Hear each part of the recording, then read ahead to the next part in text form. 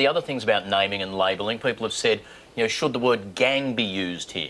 Some people say, if it's a gang, call it a gang. If it looks like a gang and walks like a gang. Some people say calling a group of kids a gang might pump up their own ego and make them think they're bigger than they are. Others are arguing, call them thugs. Don't even flatter them by calling them gangs. You work with young people all the time. Is there a section of the community for whom thinking they're in a gang would be a dangerous thought to give them? Or should we call a gang a gang?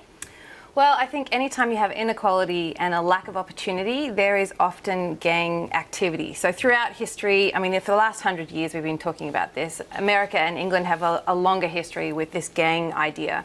But I don't actually think it's helpful for what we want to do. We want to get young people feeling like they're more a part of the community, not more a part of something else that you don't want to have. So labeling it a gang is not actually going to be doing what we want, which is actually addressing the issues.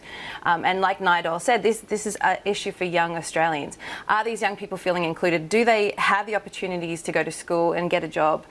Are they experiencing everyday racism and being excluded from the everyday communities that they're in?